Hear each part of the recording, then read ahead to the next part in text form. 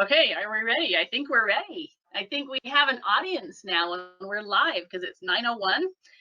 Welcome everybody. I have to start out with a really important question. So how many of you are business on the top and party on the bottom? Yeah, it's a new era Whole for this. new world now. We don't have to dress up all the way for this. I have bare feet. Yeah.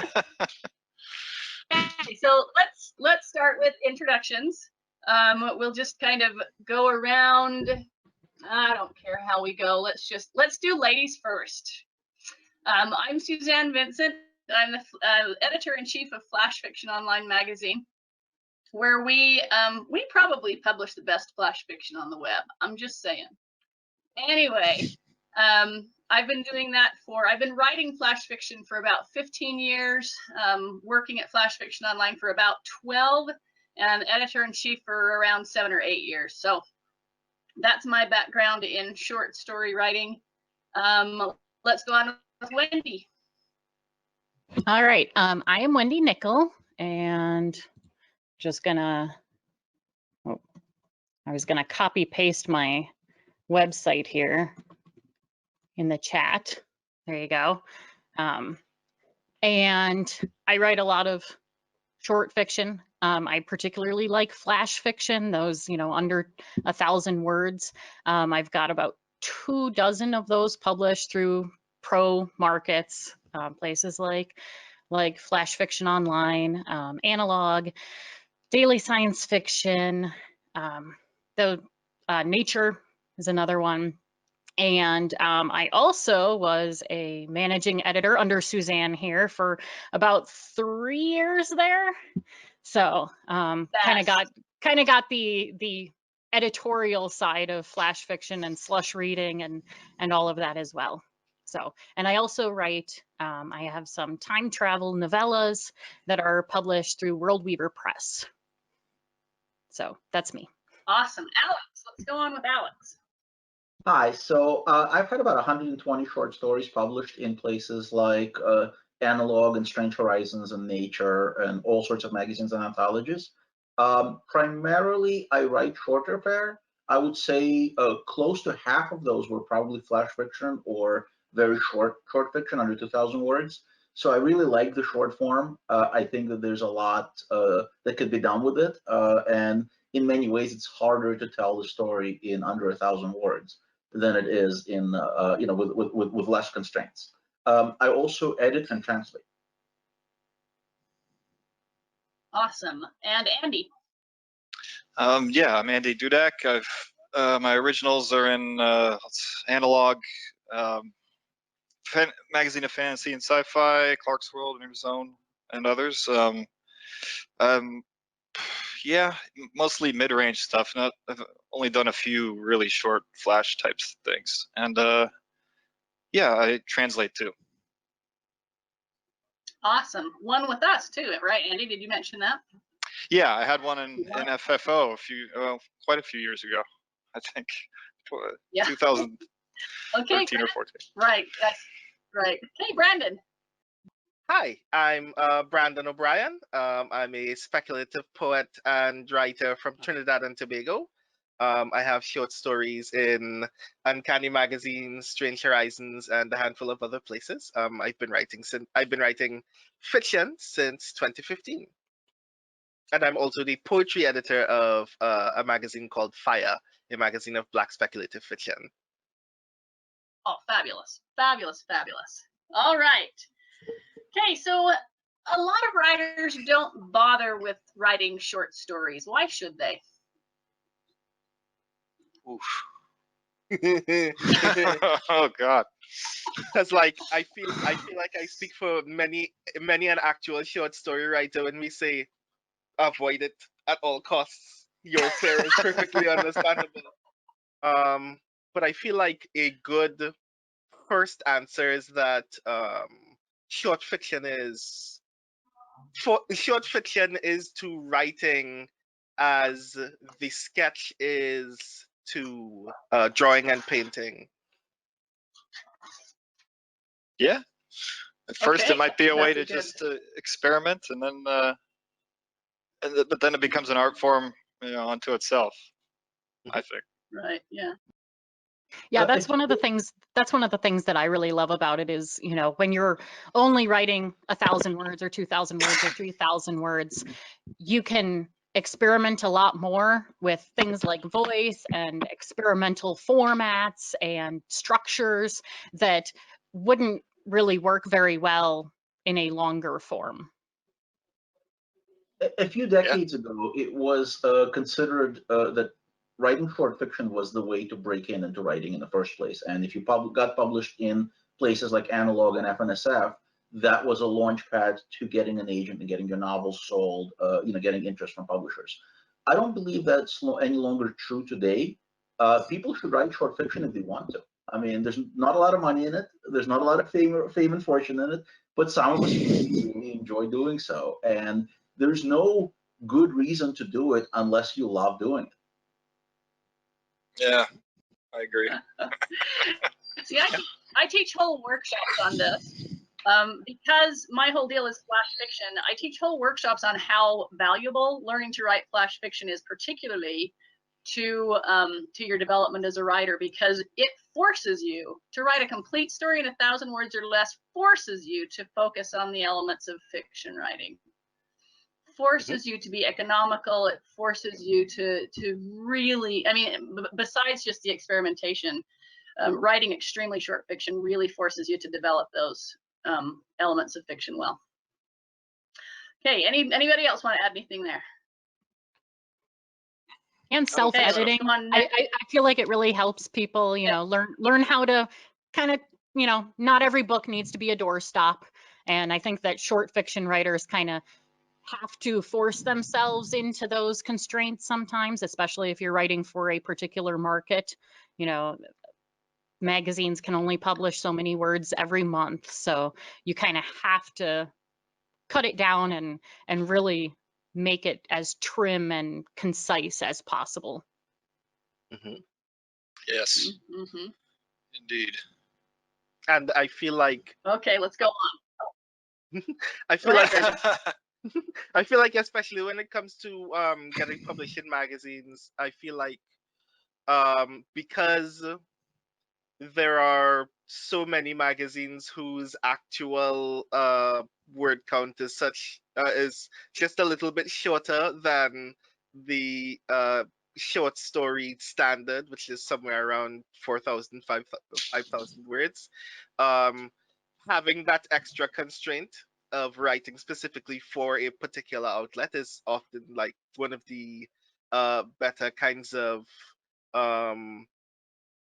inspiration by constraint, because you know exactly the limits that you have and how you're going to play with those limits, as opposed to just maybe they'll take 6,000. Like, yeah. Totally. Maybe. Constraints All are right. good.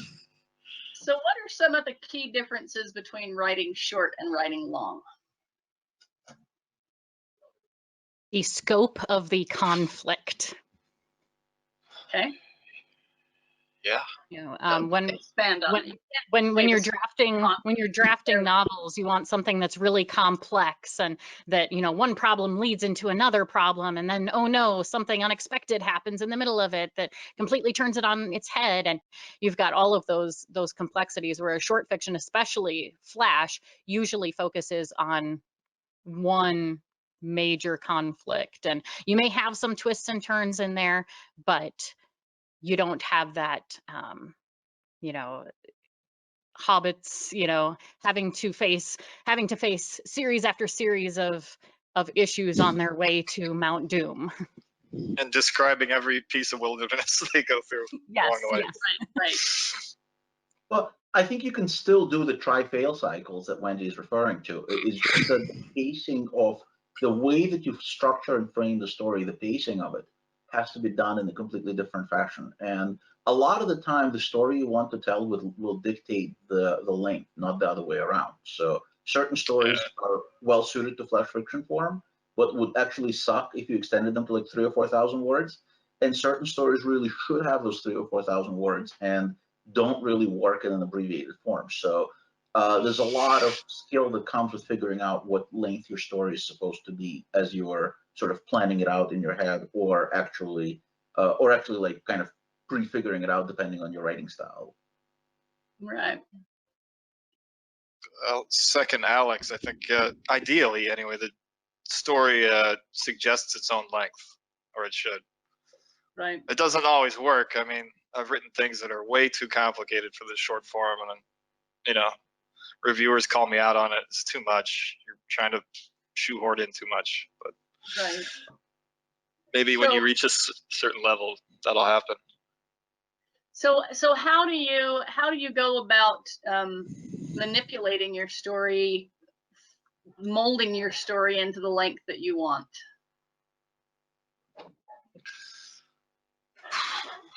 Well, I think in a way it's a mistake to do that, because again, it depends on what story you want to tell, and you can't, if you have a certain idea for a story and you know what's going to happen in that story, sometimes that story could not be told in less words than it needs, or significantly less words than it needs. Okay. So you just figure out what, you figure out the plot and sort of the conflict and the characters before, based on the length that you have to work with if you're trying to write to a specific market. But otherwise, just write the story, and then you'll have a certain length, and you shop it around for the markets that take that length. Okay. So you would not sit down to write a flash fiction story. You would just sit down to write a story, and if it happens to run under 1,000 words, then that. No, I would, if I decided that I wanted to write a flash fiction story, which is often done for contests and for for things like that, I would know that going in. So when I started plotting and thinking of the story in those, in terms of what would actually happen and what the premise is, I would immediately start working on something that would work at that length. So why don't you go through that process a little bit? Let's say you want to enter a contest for a story of 2,000 words or less. What kind of process are you going to go through? Kind of give us how your mind works. Sure. Well, there's a couple of things. One, a good way to think about it is when you're writing a flash fiction story, it's a sketch. When you're writing a longer short story, it's sort of a more complicated drawing. And then when you're writing a novel, it's a full painting. So you have to do a lot less. You can still have a good level of detail in a sketch, but you have to do it with a lot fewer words, and you have to suggest a lot about your world building and about your background. You can't go onto these paragraph long things describing the curtains that are hanging on the window of a room that the action is taking place in. It also helps to have fewer characters if you're doing a story, if you're trying to write a story at a shorter length. So you can really focus on those characters, because there still needs to be a satisfying character arc for the characters that you do have. I think a lot of people mistake writing flash fiction stories for writing vignettes, where there's just a scene and nothing really changes or happens. A story has to have a satisfying resolution, which usually means that something changes for the character.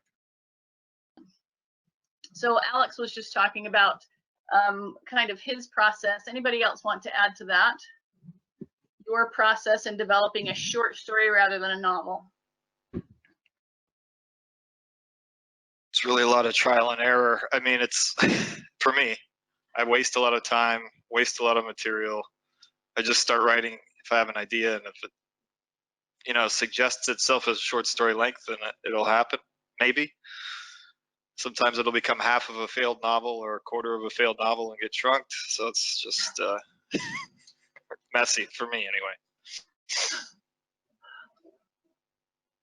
Anybody else? Come on, people, you have to talk. Okay, so for me, a lot of it comes down to looking at like what if questions. And when I'm writing flash or something, reasonably short, I usually try to focus in on one of those concepts, what if questions. My recent one that was published in Flash Fiction Online was, what if there was a time machine, but it was in a suburban neighborhood where people had to go through the homeowners association, and what kind of problems would that cause? So that was my what if question. Go ahead and promote yourself and tell us the title of that. Has it been published yet? Have we done that yet?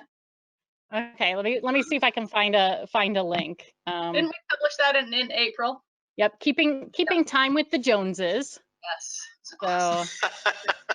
yep. A very nice name. Yeah. And yeah, so I just picked out one idea of like, you know, and I think it came from a conversation with my sister about, you know, her homeowners association and all the hoops they have to jump through and the silly things that they, you know, outlaw or, you know, say that you have to do And to have to pay and to do that. right. So, you know, what would it look like if we had time travel in suburbia? Right. So Brandon, what about you? It's a good idea. So similar to Andy, a lot of my short story process is often a lot of trial and error. Like even when I try to outline with the acknowledgement that this is going to be a short story, and I try to be as limiting as possible in terms of what the conflict is and how many characters are dealing with that conflict. It's still a matter of finessing the actual words. So for that, I've developed like a small toolbox of cheats, which are essentially how are you speaking about the things that you're speaking about. Which I guess I'm lucky that I started writing poetry before I started writing fiction, so a lot of that is actually very easy for me. It's a matter of like finessing the language in terms of world building or in terms of internal dialogue is already a kind of poetry in my head. So it becomes a matter of using language to imply rather than to like be like very like trusting the language to create an atmosphere rather than being deliberate description or being really overt and saying this is exactly what someone is thinking, and instead trusting the audience to read between the lines and get the um, poetic implications of what's taking place. And in terms of the actual words on the page, that actually does wonders for not only making it shorter in terms of text, but actually making the story itself longer in terms of atmosphere and feeling like a more fulfilling and more engaging narrative. But another trick that I've also discovered is um, multiple perspectives actually very strangely makes it easier to truncate those experiences because you don't need to cover like a large period of time or all of the experiences of one person. You could just leave some of those things in the gaps and just trust that you're experiencing this story from the limited perspectives of these people, and therefore you understand that there are things that will be missing. And I just get to throw those things away. Right. It's a good idea. Right. I'm glad, Brandon, that you brought up poetry and the influence that poetry has on your work. I think that poetry and artistic writing has a greater and more important role in fiction the shorter it gets. So what are some ways as authors that you develop the artistic side as you are in your short story writing development or have done? Well, I guess I could speak for myself, and especially a lot of the short stories that I've read and really enjoyed, that I feel like the specific strength of the short story as a format is this is the reader's experience of exactly what your language can do as briefly as possible. It is literally an elevator pitch for what a novel from you would look like. Um, so that's your opportunity to flex your muscles and think about exactly what are the um, like linguistic flourishes that are unique to your style that would stand out in a short story that are good examples of what your prose would look like in a novel. And when you're aware of those things, I don't want to like be dismissive and say that your short story becomes an ad for your longer work, but it does do a lot in terms of promoting what your style would look like to future readers. And I think that a lot of readers know that, because in my experience, I've discovered that a lot of novelists who have a very wide short story repertoire, whenever their fans are recommending their work, they recommend short stories first. Obviously, because that means you only have like 15-20 minutes to discover whether this is the kind of work that you'd want to read or not. And I think when you're aware of those things, you're also aware of the fact that this is your opportunity to show a potential reader what your work does and what your work means as briefly as possible. Okay. Anybody else want to add to the artistic development as a short story writer? For me, it's go ahead. Go please. ahead.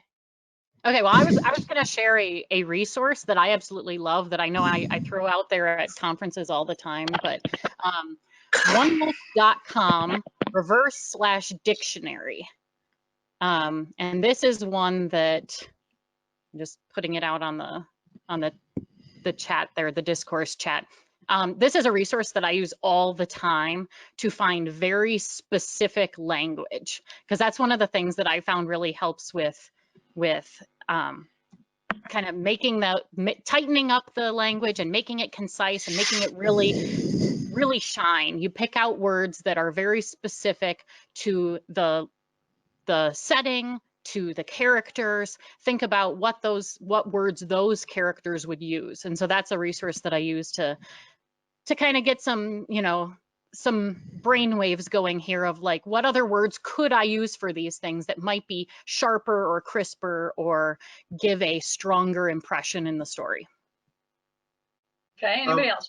Oh, Yeah, Alex, what I was going to say is that for me, writing short fiction is sort of a ticket to experiment with styles and tones and modes of storytelling that are highly experimental, or it's something at least that I haven't worked with before, that may not work for a novel. They just may be too annoying for a novel. So for example, I really love writing epistolary fiction, which originally that means fiction written in the form of letters, but these days it also means that it could be written in the form of tweets or CVS receipts or any other documents. So you probably would not want to read a novel written in CVS receipts, even though each CVS receipt is a novel length. But you might want to read a flash fiction story written in that method. Similarly, you could do something like second person perspective or a plural perspective. So from a point of view of we. So there's a lot of different things that you can do in shorter fiction, and experimenting with those and trying out those different forms definitely develops your writer's toolbox and makes you better when you're writing that long form, when you're getting ready to write that novel. You may not use the exact techniques, but the things that you've learned from toying with them, from playing with them, you will definitely utilize. awesome. Okay, hang on, I need to find my questions again. Oh my gosh, this is driving me crazy. I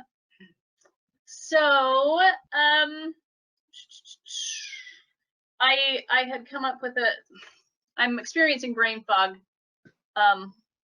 today. Me too. So let's talk about let's talk about plots and what kinds of plots work. Actually, we had a question that I think we have a couple questions in the chat. There was one that particularly as on the artistic end. Somebody had asked, what are you reading right now? What work influences you and your style? So I have a young writer friend who is wanting to become a novelist, and she was, talking about the style of stories she writes, and I said, the thing that you are most the way that you are most likely to write is going to be heavily influenced by what you love. So for me, my favorite author is Ray Bradbury, and my writing tends to be fairly Bradbury-esque.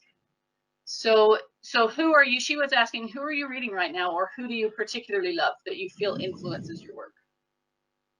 Well, because this is a short story panel, I must bring up Frederick Brown. Anyone who is interested in writing flash fiction, absolutely should pick up and read his. He invented the form essentially back in the 1920s or 30s, I believe. Frederick Brown pretty much created the idea of flash fiction and writing stories in that like 500, 700 word range. His collected works are available as a single book, and I highly, highly recommend anyone who wants to write in that length to start that. Frederick Brown. Yeah, cool. Okay, what about you? Who are you reading? These days, because I'm translating, I don't read much for pleasure, but I need to catch up. I really do. So I'm mostly just reading what I translate. But last year, I was reading a lot of translated novels. I guess that's not really germane here. Well, it is because everything you read influences you as a writer. Right. Okay. Well, one was Down the Rabbit Hole by Juan Pablo Villalobos. It's sort of narco fiction, they call it, narco lit, from Mexico. I don't know. When I got into translating, I just started reading a lot more translated literature, and it's not even, a lot of it's not even sci-fi. But a recent good sci-fi short that I read was And Now His Lordship is Laughing by Shiv Ramdas, which is, I think it's up for a Hugo now. So that was a good one. That was inspiring. It's about some dark magic going on in colonial India. But yeah, I need to catch up. Like I said, I'm just because of my work. Right. Maybe the translated stuff influences me a little. The stuff I translate. So. Right. Oh, I'm sure it does. What about you, Brandon? So I'm sure I speak for a lot of people right now when I say that the present global circumstances have affected my ability to read for pleasure very heavily lately. But one of the things that I did manage to get to make time to read right now is An Explorer's Cartography of Already Settled Lands by Fran Wilde. Which is available on Tor.com's website right now. I'm going to put a link in the thingy so people can see it. I read Catalog of Storms, I think, by her. Yes, which yeah. is also a very, very lovely story. A Catalog of Storms is up for a Hugo, in fact. But it does a lot of the things that I previously mentioned are the things that I consider cheats in terms of not only keeping a story's length down, but giving it a wealth of atmosphere, which Fran is ultimately more gifted at because she's a talented poet with absolutely no peer in that regard. And it's a lovely story. It saves a lot of space in terms of text while giving us a wealth of very delicious world building. And it's one of the few things that I've been reading and rereading in a period when I have difficulty reading anything at all for fun. Awesome. Okay, so Wendy. So I read a lot of historical nonfiction. I just enjoy it. But as far as fiction goes, I just picked up The Starless Sea by Erin Morgenstern, the author of The Night Circus. And it's really good. I'm enjoying it so far. I love her use of language and atmosphere. And this one's kind of an interesting story structure. So I'm enjoying it and hoping to get to read more of it this weekend. Awesome. I've been waiting for her to come out with another book. Wait. All right. So we had another question, kind of a side note into the business side. Can you still make a career just as a short story writer? Ted Chiang. Sorry, maybe. no. No. You have to be wildly prolific for that to happen, and at that point, I think you literally fall out of love with the format. If you're writing that much. Yeah, geez, you'd have to write and sell so much of it so fast. Yeah, I mean, if you're writing and selling one short story a month for your entire career, that's maybe, yeah. Well, and yep. even then you're limited by the publishing schedule of each of the magazines. You know, if you're self-publishing short stories, you could throw one out every week. But, you know, if you're trying to get into the professional markets, you know, I mean, it isn't unusual to have to wait, you know, a couple months or a year or two, you know, in order to actually see your story in print after it gets an acceptance. Yep. So we Yeah, have sorry. Go ahead. I did some back of the paper napkin math on that at some point, and when you work in short fiction, even at professional rates, you tend to make roughly something like $10 an hour when you're successful and the story sells. So no, it's not really a viable career path on its own. It's a great way to supplement, you know, if you get invited into anthologies, and you can make a few $100 here and there, but it's a hobby. You know, you probably, there are exceptions to the rule. Ted Chiang was named. Ken Liu has done really, really well with short fiction, who is a guest of honor at this convention. But for the most part, it's just a side thing, and that's how it should be treated. Awesome. So we have about 10 minutes left. So I'm just going to stick with audience questions at this point. I have one. Henry asks, how does a reverse dictionary differ from a thesaurus? And I also want to address the issue of being cautious when using a thesaurus or reverse dictionary. I like the reverse dictionary because it not only gives words that are exactly the same, but also gives related words. So if you are stuck in that mindset of, okay, I know that there's a word out there that means something like this, but I can't think of what that word is, you can type in a bunch of related words and it'll come up with it. So it's just broader. You do have to actually know what those words mean on the list. Right. You know, you can't just, you know, copy and paste at will. Right. I'm completely incautious when I use a thesaurus. I use it constantly, and I don't. Maybe it was Stephen King or some famous writer a while back said you shouldn't do it. I guess I don't know. I use it constantly. There are tools when it comes to translation, and I'm sure Andy probably uses similar tools to what I do. There are tools where you can put in snippets of text in the source language and see how other translators handled that exact passage in English.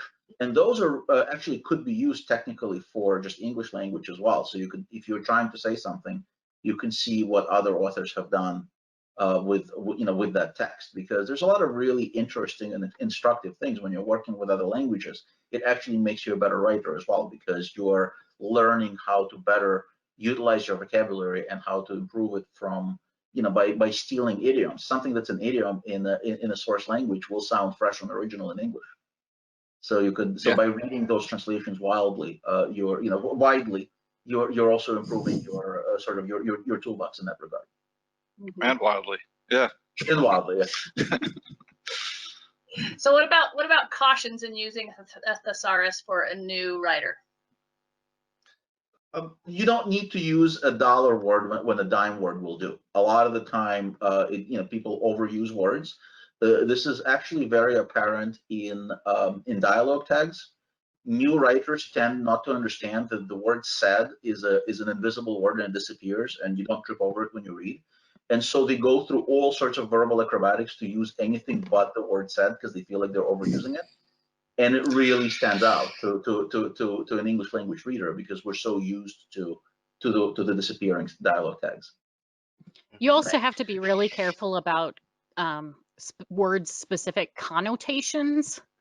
If you just pick up a word, it may have that definite, the dictionary definition there that fits, but if it's got that feeling or tone behind it that isn't actually what you mean, that can really change the way that people read what you're writing. Right. I see a lot of new writers who have definitely been using the thesaurus and using words that they don't really understand but the thesaurus says that that's a word that means such and such. So, and it sounds prettier, so let's throw it in. You need to use words that are familiar to you.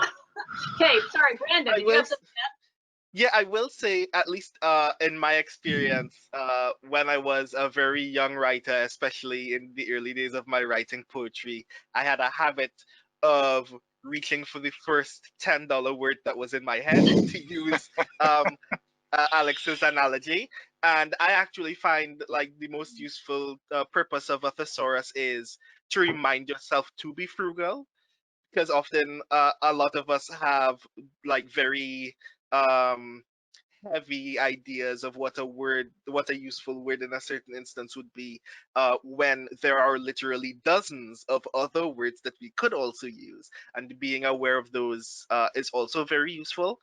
But in the sense of reminding yourself that those words exist, and not relying on those resources as the only place that you remember that there are simple words. Yeah. I'm getting old enough that the thesaurus for me is, oh, there's this word. I know this word, and I Yeah. can't think of it, so I have to look it up. Yeah. So another question, we're going to go back kind of to the, so Jeannie asked about something that definitely is different in your practice of writing short versus long form. And unfortunately, we kind of went over that, Jeannie. So they are recording this. You should be able to watch it later at some point.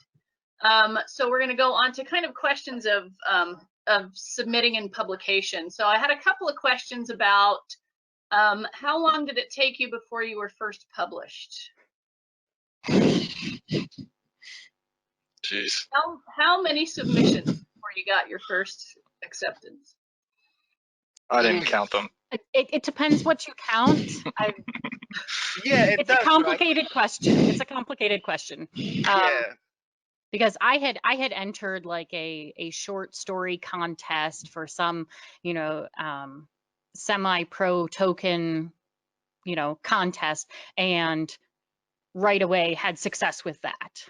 But it took me, I think, over a year of regularly writing and submitting to get my first professional level publication. Okay. Yeah, I had a very similar experience to Wendy's. Everything that I wrote early got published, but it got published in these tiny places I would never submit to today because I didn't know any better. And it took me about a year and a half to get my first professional sale.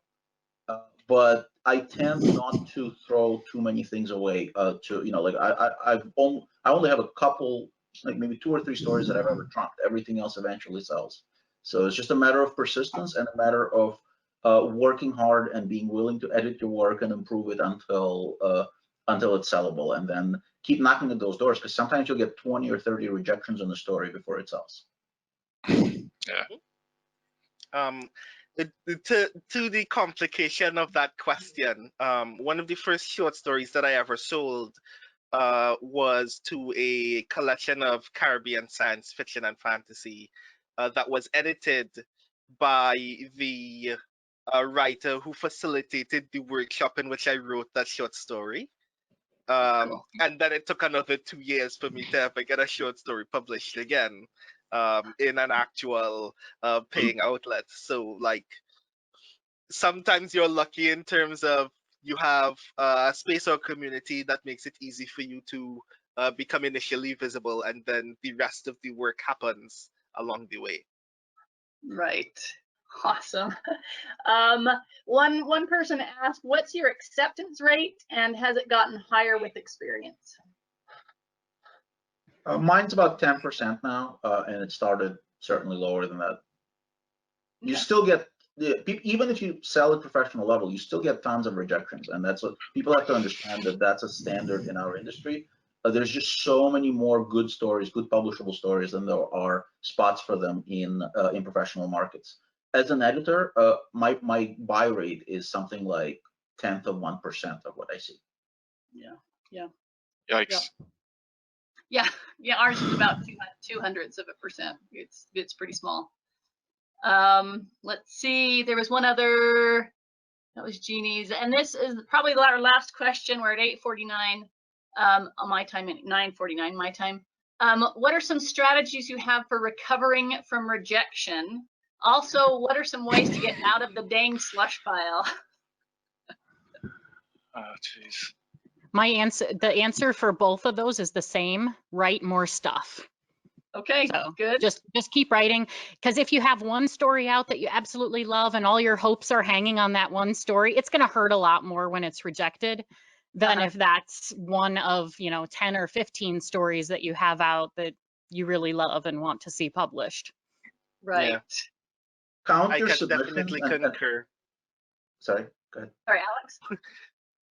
Count your submissions and raise to like an arbitrary number, like 50 or 100 or whatever. That way, each rejection is just an opportunity to increase that number by +1 by sending that story elsewhere. And so it's really stupid, but so is the human brain, and it does somehow make us feel a little bit better. So, I mean, let your rejection turn into determination instead of into giving up, right? Frustration. Well, Yeah. that too, but this is a separate thing. This is just sort of like turn it into a statistical thing where you're like, I'm going to buy myself a pizza pie and celebrate when I send out 100 submissions. So every rejection is an opportunity to send out another submission and get closer to that number. Right. Yeah. Okay, so I think we're out of time. We are probably cut off from the audience. They probably don't hear us anymore. So anyway, thank you, everybody. Just in case they still can hear us, where are you going to be next in the con today? I've got effective story openings in about 2 hours in With me! Porthos. Yes. I have a bunch of programming, but the one that I really want to kind of bring people's attention to is I'll do an hour-long presentation on the challenges of translation. So if anyone is interested in that, that's coming up tomorrow at I think 5 or 7 p.m. I mean, everything is on Sketch, so that should be easier for people to see. But I've given that talk before to the Philadelphia Science Fiction Society, and it was pretty well received. So hopefully folks here will be just as interested. Wunderbar. Andy, where are you going to be?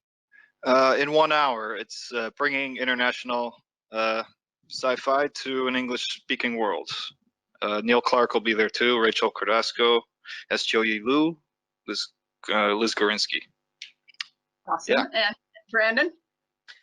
This is my the only program that I will actually be on, so I get to join everybody else as a fan and spectator for the rest of the con. Awesome. It's been a pleasure to meet you. I actually want to look up some of your work. I'm really intrigued. My next is going to be a workshop on writing flash fiction in an hour. So I don't remember what stream that's on.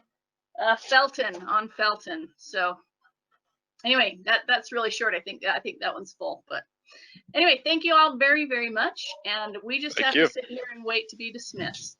Okay. Thank you. Oh, dismissing right now. Thank you, Jeremy.